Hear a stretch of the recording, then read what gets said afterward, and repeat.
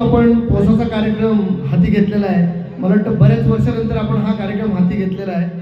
आणि जे जुने पोसाचे कार्यक्रम आपले होत होते त्या पोसाचे जे साक्षीदार आहेत ते मला वाटतं नेमकीच लोक जे आपल्या समोर बसलेले आहेत. यामध्ये सीताराम अप्पा सकपाळ असतील, आपल्या गावचे अध्यक्ष अनंत महाराज सकपाळ असतील, त्यानंतर सुभेदार साहेब शंकर शिळकर साहेब आहेत, हरचंद भाऊ आहेत, त्यानंतर नारायण शंकर सकपाळ, तसेच नारायण धोंड सकपाळ आणि दिनेशभाई सकपाळ अशी जी जुनी माणसं आहेत आपल्यामध्ये. तर आपल्याला जुन्या पोसामध्ये जुने पोस आपले मला वाटतं खळ्यावर व्हायचे. आता परिस्थिती बदललेली आहे, आपल्या गावामध्ये बरीचशी सुधारणा पण झालेली आहे. तर आम्हाला ही उत्कंठा होती. मला वाटतं एक 30 वर्षानंतर आपण हा पोस जवळजवळ चालू यावर्षी आयोजित केलेला आहे. तर या 30 वर्षापूर्वी जे काय नियोजन असायचं किंवा ज्या अडचणी असायच्या नियोजनामध्ये की काय करायला लागायचं याबद्दल एक थोडक्यात माहिती आपल्याला सीताराम अप्पा सकपाळ देतील अशी मी त्यांना विनंती करतो. हॅलो, प्रथम सर्व ग्रामस्थांचे मी आभार मानतो, कारण हा पोस्टाचा कार्यक्रम आम्हाला 30-32 वर्षांनी होत आहे. त्याच्यापूर्वी ह्या 5 वर्ष आम्ही कार्यक्रम केला. 5 वर्षामध्ये एका कार्यक्रमाला मी नसते, परंतु 5 पोस्टर आमच्यासमोर झालेले आहेत. त्यावेळेला ही प्रथा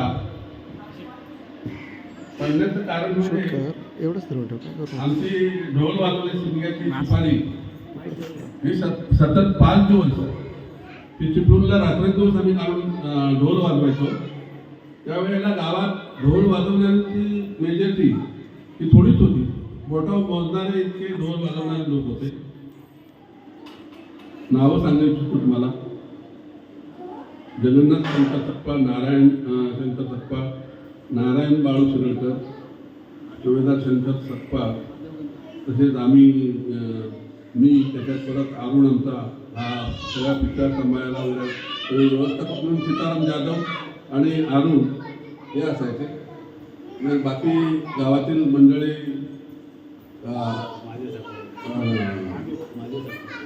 महादेव सकपाळ, जुनेदांचे बापट, रत्नकांत सकपाळ, नंतर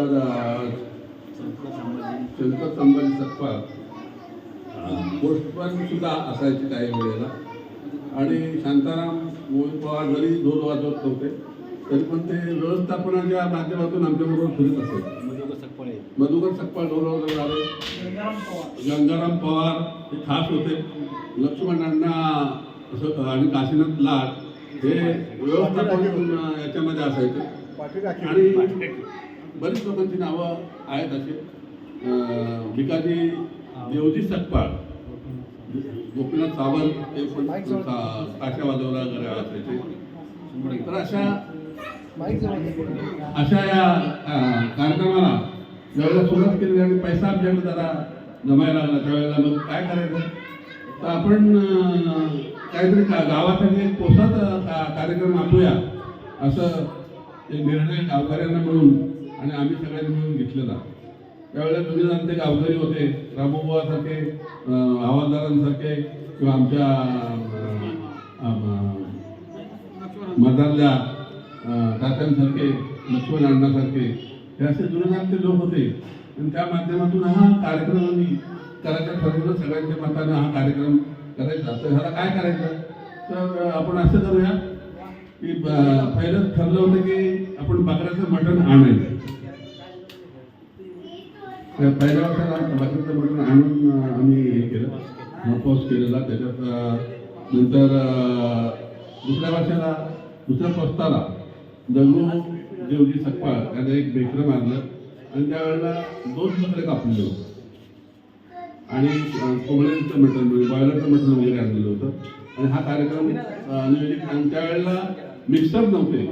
मिक्सर नसताना सुद्धा आम्ही घरोघर पाटे घेऊन नारवड्यांच्या शेडीमध्ये तिथं मसाला वाटायचा कार्यक्रम. आणि उगवून त्या होंबाजवळ जो खळा आहे त्या खळ्याजवळ हा जेवणाचा कार्यक्रम व्हायचा.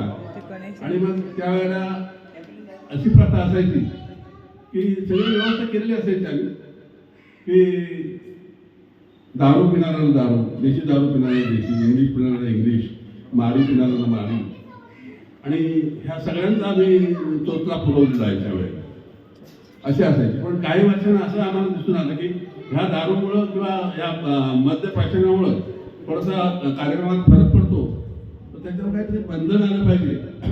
म्हणून तसं त्याच्या पटून कसं करायचं याचं नियोजन करायचं ठरवलं. तरी असो, आता त्याच्यात आणि आताच्या पोस्टामध्ये बराच फरक आहे. त्यावेळेला गाव जरी लहान होता त्यावेळेला मेजॉरिटी महिलांची आणि पुरुषांची फार भरपूर आणि गजबजलेलं गाव होतं. आणि आता विशेष म्हणजे काय, आपला चाकरमानी वर्ग हा जास्त मुंबई पुणे किंवा इतर शहरामध्ये असल्या कारणानं गोव्याकडे ही सगळेच वेळेवर जमतील किंवा येतील असं नाही, तरी पण सणासुद्धा आपण सगळे एकत्र असतो. आणि हा जो कार्यक्रम जरा लेटच झाला, हा 1 महिन्यापूर्वी शिमग्याच्या आसपास शिमगा झाल्यानंतर 2-4 दिवसानंतरच घेतला पाहिजे होता. तो जरा नियोजनामध्ये वाढत गेलं की नवीन पिढी ठरवलं की अगोदर त्यांच्यात एकमत होत नव्हते की घालायचं पोस की नाही घालायचं पोस. तर ते ठरलं त्यावेळेला आज 17 मेची तारीख या लोकांनी डिटेल केलेली आहे. त्याप्रमाणे आज पोस्टाचा कार्यक्रम हा मोठ्या उत्साहाने मी बघतोय. जे आमच्या त्याच्यामध्ये शेडीमध्ये वगैरे वडे वगैरे बनवण्याचं काम, मटण जेवण वगैरे बनवण्याचं काम चालू आहे. आणि बाकी आता माणूस पण फिरलेला आपल्याकडं की 7:30 वाजता सगळ्यांना जेवणाची सोय होणार आहे. तरी ही एकत्र येण्याची पद्धत आहे. हे जसं ज्याप्रमाणे कंपनीमध्ये आपण किंवा शहरामध्ये गेट टुगेदर करतो त्याप्रमाणे हा कार्यक्रम आहे. तर मी आवर्जून सांगू इच्छितो की हा कार्यक्रम दरवर्षी न ठेवता 3 वर्षांनी एकदा तुम्ही ठेवला तरी त्याला फार उत्साह आहे. आणि मला वाटतं हा कार्यक्रम 3 वर्षातून एकदा पोस्ट घालावं असं माझं हे तरुण मंडळाला किंवा ग्रामस्थ मंडळ मौजे दादर यांना विनंती असेल की जमलं तर बघा, खर्च करतो आपण करतो, पण ती पूर्वीची परिस्थिती होती ती काय आता राहिली नाही.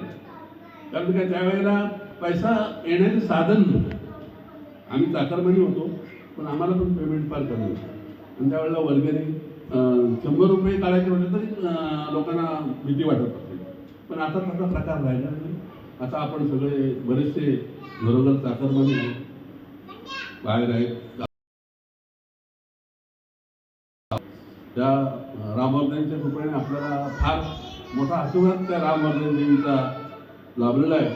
आणि म्हणूनच हा उत्साहाने आज जो कार्यक्रम आपण साजरा करत आहोत, खाण्यापिण्याचा, हा पोस्टाचा, याच्याबद्दल मला तर या तरुण पिढीचं एवढं कौतुक करावं एवढं थोडंच वाटतं. या लोकांनी वडाच्या पानाच्या तसं बाजारच्या पत्रावळ्याच्या वेळेला आणत नव्हतो. तर आता पण आज पण या लोकांनी